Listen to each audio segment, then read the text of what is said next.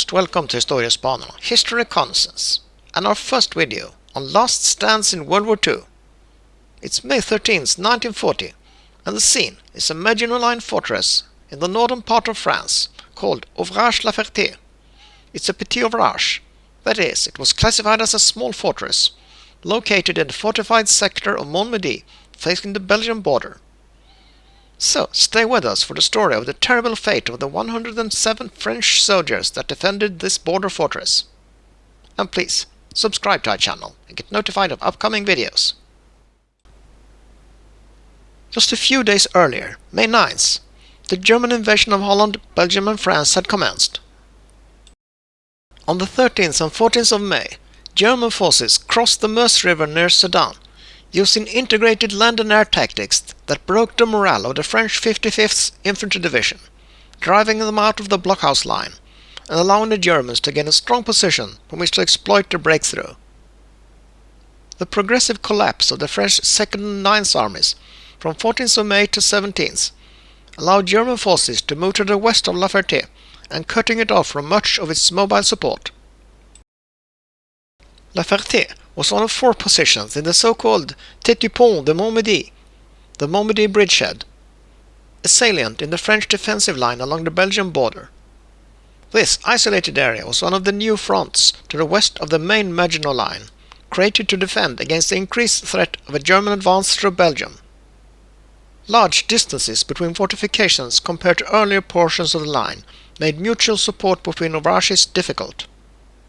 The La Ferté site had two semi-buried reinforced concrete combat blocks containing the position's armament and observation posts, and linked by a deep underground gallery. Block 1, infantry entry block, had several cloches, that is, fixed and non-retractable firing positions made of thick iron casting. One for an automatic rifle, one for observation, two mixed arms, one twin machine gun embrasure and one machine gun, 47mm anti-tank gun embrasure. Block 2, infantry block, with one retractable mixed arm turret, and cloches for mixed arms and observation. Block 2 suffered from restricted fields of fire to the west and southwest, which were covered by only one automatic rifle. The nearby road ran in a cutting that could not be swept by direct fire. Since La Ferté lacked mortars, the road was dead ground. Block 2 was the principal focus of the German assault. On May 13th, advanced elements of the German 71st Infantry Division approached La Ferté, which the Germans called Panzerwerk 505, and occupied the surrounding area, out of range of fire from the ouvrage. The 71st had trained specifically for an assault on the Maginot Line and were provided with shape-charged explosives of the type used in the assault on the Belgian fort Eben-Emael a few days before. That evening, German reconnaissance around La Ferté, Moiry and Saint-Marie casemates drew supporting fire from Ouvrage Chesnois' 75mm guns. Chesnois fired 1,200 rounds in 7 hours. The French general Hunziker ordered that Villy and La Ferté be relieved to prevent their encirclement, emphasizing the importance of French possessions of Hill 311, and directing that the town of Vinord to the southwest be held at all costs. At 1700, Germans entered the vacant Villy Est casemate, occupying Villy West an hour later. Both had been evacuated by the French amid concerns about the German presence on Hill 311. From 1800 to 1830, 3 batteries of German 210mm howitzers fired on La Ferté, with supporting fire on the fort's surroundings from 155mm howitzers. At 1810, 4 German 88mm guns opened fire on the exposed portions of the main ouvrage. The combined artillery fire destroyed the barbed wire entanglements surrounding La Ferté and cratered the ground. Firing ceased after 20 minutes to allow German sappers to destroy the previously damaged fixed cloche. They then threw smoke bombs in the resulting hole and destroyed the stuck turret and 2 more cloches, leaving Block 2 incapable of further resistance. Supporting fire from Chesnois was hampered by smoke shells that obscured French observation posts' view of La Ferté.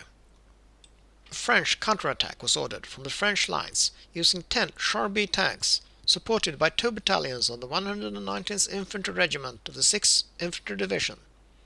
The attack was launched at 19:30. With the infantry making a late start, the infantry was met on the slopes of Hill Tree 11 by 2 battalions of the 119th German Infantry Regiment. 3 tanks were lost, and the counterattack failed to reach La Ferté. In the meantime, Chesnois was ordered to cease supporting fire for fear of hitting the French rescue force, allowing the Germans to move freely about the surface. After dark, the Germans opened artillery fire on Block 1, while at the same time blasting the Block 2 mixed arms turret into the air. Then a ground assault on Block 1 was launched. 2 hours later, all of Block 1's clusters were out of action. Lieutenant Bourguignon repeatedly asked General Laimé, his commander at the 3rd Colonial Infantry Division, for permission to abandon the position. Laimé refused to grant it, saying, "Your mission has not changed." Little by little, the smoke released by multiple fires spread throughout the structure, and the men had to wear gas masks. A large part of the crew from Block 1 also took refuge in the underground gallery, finding their comrades from Block 2 in this cramped place.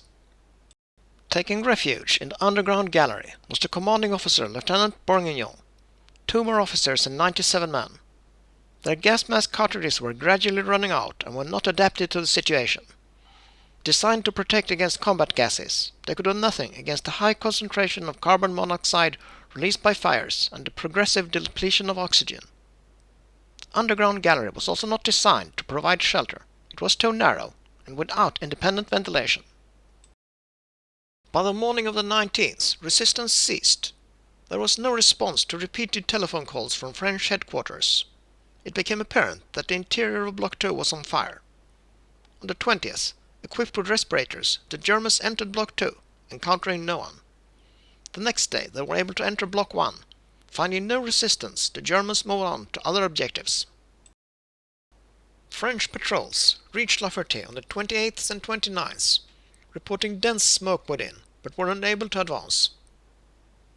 On June 2nd, a German patrol made a full survey of the Ouvrage, finding the most difficult conditions imaginable, and discovering the corpses of the garrison in the underground gallery, apparently suffocated, most wearing gas masks. The bodies of the garrison were recovered by the Germans and buried. The entire garrison, 104 men and 3 officers, was posthumously awarded the Ordre de l'Armée, and Bourguignon was made a Chevalier of the Légion d'honneur. On the German side, Oberleutnant Alfred Garner, who led the assault on Block 2, was awarded the Knight's Cross. Unteroffizier Walter Pappe was also awarded the Knight's Cross for conquering Panzerwerk 505 and for his actions against Verdun in June 1940.